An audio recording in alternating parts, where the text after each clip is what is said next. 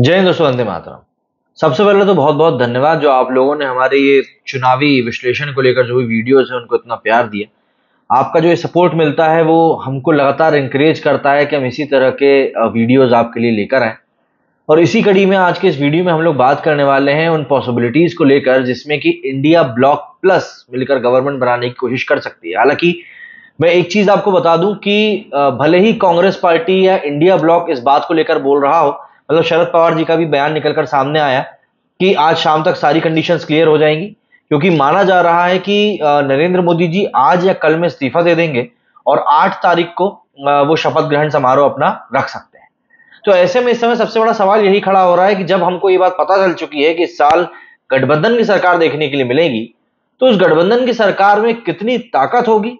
और देखिए, जब गठबंधन की सरकार की बारी आती है तो विपक्ष भी कोई कम हाथ पांव नहीं मारता। तो ये बात तय है कि इंडिया ब्लॉक भी अपनी तरीके से पूरे हाथ पांव मारेगा। और इसमें एक सबसे बड़ा फैक्टर यह आ जाता है कि जो दो लोग किंग मेकर बन के निकले हैं, चंद्रबाबू नायडू और नीतीश कुमार, ये दो लोग जो सबसे बड़े फैक्टर बन के निकले हैं, क्या आपको इनके बारे में पता है? दरअसल ये दो शख्स ऐसे हैं जो कि अतीत में कई बार पलट चुके हैं। नीतीश कुमार का नाम तो अभी आप लोगों ने हाल ही में कई बार सुना होगा, जब वो भाजपा से अलग हटकर आरजेडी की तरफ चले गए तो फिर वापस आ गए थे, तो काफी बार वो ऐसा कर चुके हैं। तो भरोसा भी एक बहुत बड़ा फैक्टर है। प्लस मैं आपको बता दूं कि जब भी कोएलिशन की गवर्नमेंट बनती है तो वो गवर्नमेंट काफी ज्यादा वीक होती है। उस गवर्नमेंट में डिसीजन को लेकर उतना पावर फैक्टर नहीं होता है, प्लस खींचतान भी काफी ज्यादा होती है। लेकिन इन सबके ऊपर आने से पहले सबसे पहली बात तो यही आ जाती है कि क्या वाकई में इंडिया ब्लॉक अपनी गवर्नमेंट बना भी सकता है।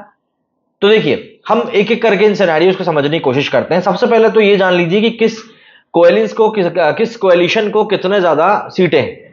सबसे पहले नंबर पर भले बीजेपी हार गई हो, बीजेपी ने अपने दम पर 240 सीटें जीती हैं। वोट परसेंटेज जो है वो उनका 36.5% रहा है। 292 सीट जो है वो एनडीए के पास में है, जो कि बहुमत के आंकड़े से करीब 20 सीटें ऊपर है। तो सरकार बनाने में अगर हम कागज पर बात करें तो एनडीए को कोई दिक्कत नहीं हो रही है।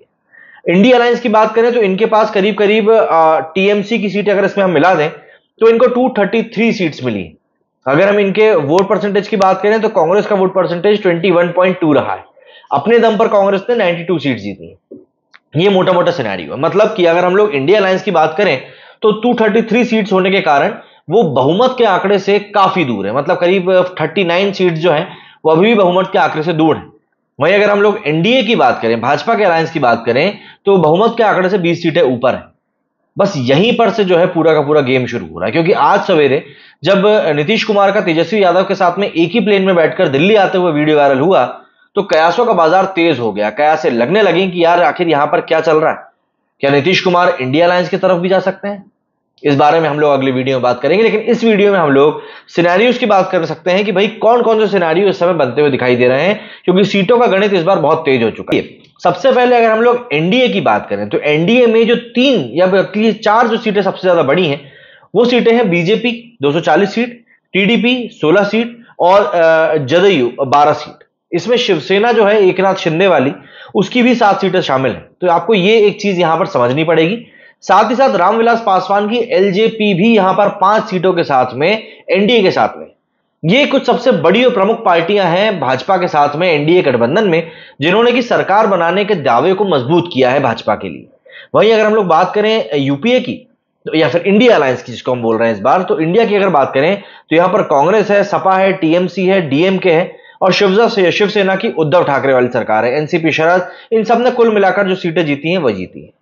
एक सुबह मेरी नजर पड़ी थी आर्टिकल के ऊपर, ट्वीट के ऊपर, जिसमें कि ये बात कही गई थी कि एकनाथ शिंदे के गुट वाले जो शिवसैनिक हैं जो जीते हैं इस बार चुनाव, उनमें से भी कई लोगों का कहना है कि वो इंडिया अलायंस की तरफ जा सकते हैं अगर इंडिया अलायंस सरकार बनाने के ताकत में आता है तो। और यहीं से सारा का सारा गणित जो है ना वो खेलना शुरू कर दिया गया है।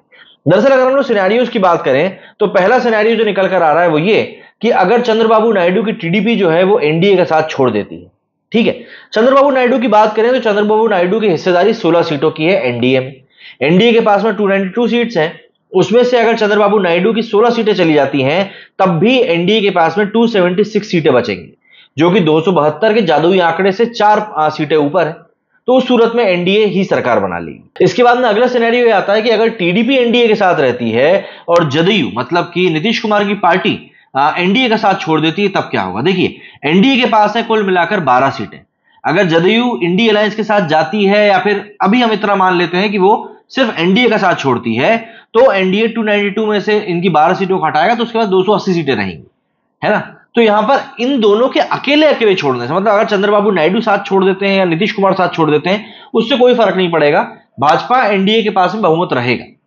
लेकिन सिनेरियो कहां बिगड़ता? सिनेरियो वहां बिगड़ता है जब जदयू और टीडीपी दोनों ही एनडीए का साथ छोड़ देती हैं।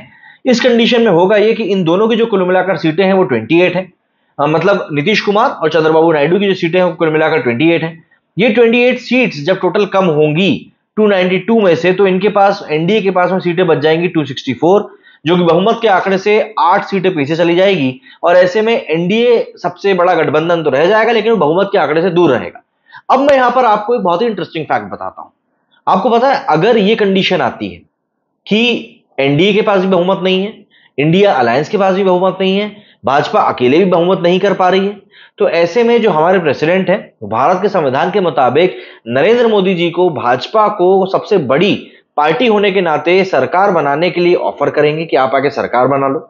लेकिन उसके बाद भाजपा को या एनडीए को एक बार फ्लोर टेस्ट से गुजरना पड़ेगा, उनको बहुमत सिद्ध करके दिखाना पड़ेगा। मतलब कि कोई भी कंडीशन हो, उस कंडीशन में भाजपा तो सरकार बना ही लेगी, ये बात तय है, लेकिन उन लोगों को अपना बहुमत फ्लोर टेस्ट सिद्ध करना पड़ेगा विधानसभा में। और यहां पर बहुत ज्यादा ट्रिकी सिचुएशन कई बार आ जाती है, बट इस सिचुएशन में अमूमन देखा गया है कि एक बार जब सरकार बन जाती है, तो उसके बाद में लोगों को अपनी तरफ करना, जैसे नीतीश कुमार हो गए, चंद्रबाबू नायडू हो गए, रामविलास जी हो गए, इन लोगों को अपनी तरफ करना एनडीए के लिए बहुत आसान हो जाएगा एक बार सरकार बन जाने के बाद।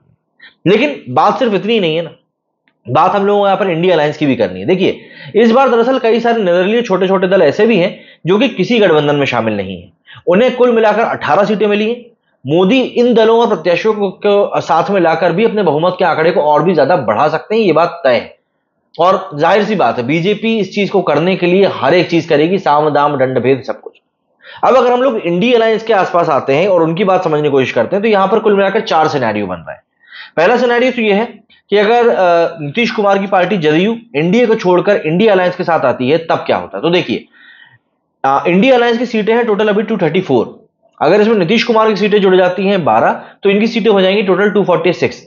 ऐसे में ये लोग बहुमत के आंकड़े से काफी पीछे रह जाएंगे, करीब 28 सीटें पीछे रह जाएंगी।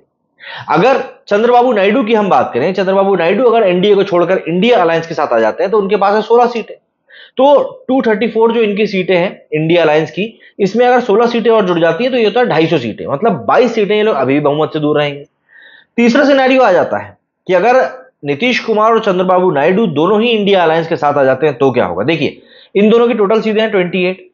इन दोनों के एनडीए से हटने के कारण होगा यह कि एनडीए का बहुमत छूट जाएगा, लेकिन इंडिया अलायंस तब भी बहुमत में नहीं आ पाएगा। इस सिनेरियो में 234 जो इनकी सीटें हैं, उसमें 28 सीटें ऐड होंगी और इनकी टोटल सीटें हो जाएंगी 262 इंडिया अलायंस की। और 262 सीट पाने के बाद भी इंडिया जो है बहुमत के आंकड़े से 10 सीटें पीछे रह जाएगा। इसमें ये लोग चौथे सिनेरियो में ये कर सकते हैं कि लोक जनसत्ता पार्टी जो है रामविलास जी की, उसकी 5 सीटें हैं जो एनडीए के साथ है, अगर ये उसको तोड़कर अपने साथ मिला लेते हैं, सबसे बड़ी समस्या यह है कि इंडिया अलायंस के पास तब भी बहुमत नहीं आएगा। हाँ, यह बात जरूर है कि एनडीए कमजोर होता जाएगा, पर इनके पास बहुमत नहीं आएगा। ऐसे में सबसे बड़ी दिक्कत यह है कि इंडिया अलायंस, जदयू, टीडीपी, लोक जनशक्ति पार्टी, इन तीनों को तोड़ने के बाद भी बहुमत में नहीं आ पाएगा। तो ऐसे में इनकी सीटें रह जाएंगी 267, मतलब 5 सीटें कम। अब देखिए, इलेक्शन के नंबर गेम से साफ है कि नरेंद्र मोदी तीसरी बार प्रधानमंत्री बनने जा रहे हैं। संवैधानिक रूप से मोदी जी का पड़ला भारी है। दरअसल भारत के राष्ट्रपति परंपरा के मुताबिक सबसे बड़े अलायंस या सबसे बड़े दल को सरकार बनाने के लिए इनवाइट करते हैं। इस चुनाव में 292 सीटों के साथ में 292 सीट्स के साथ में एनडीए सबसे बड़ा गठबंधन है और 240 सीटों के साथ में भाजपा जो है वो सबसे बड़ी पार्टी बनकर सामने आई है। अगर एनडीए के साथ ही उसका साथ छोड़ भी देते हैं और इंडिया अलायंस का बहुमत का दावा करते हैं, तो भी राष्ट्रपति अपने संवैधानिक शक्तियों का प्रयोग करते हुए बीजेपी को बड़ा दल होने के नाते सरकार बनाने के लिए इनवाइट जरूर करेंगे। एक्सपर्ट्स के मुताबिक एक बार सरकार बन जाने के बाद मोदी को बहुमत जुटाने में खासा दिक्कत नहीं होगी, यानी इस बार भी मोदी के पीएम बनने की पूरी पॉसिबिलिटी है। आखिर में एक रेयर सिनेरियो की और बात कर लेते हैं। मान लीजिए कि इंडिया गठबंधन के पास में 234 सीटें हैं।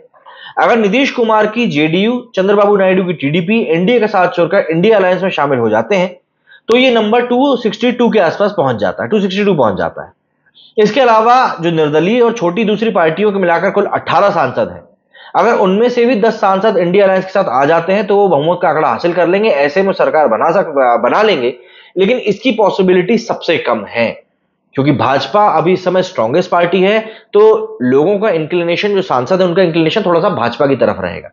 और अगर इंडिया अलायंस को वाकई में अपनी पार्टी से, अपनी गठबंधन से सरकार बनानी है, तो उनको थोड़े बहुत नहीं बल्कि उनको बहुत ज्यादा हाथ पांव मारने पड़ेंगे, ये बात तय है।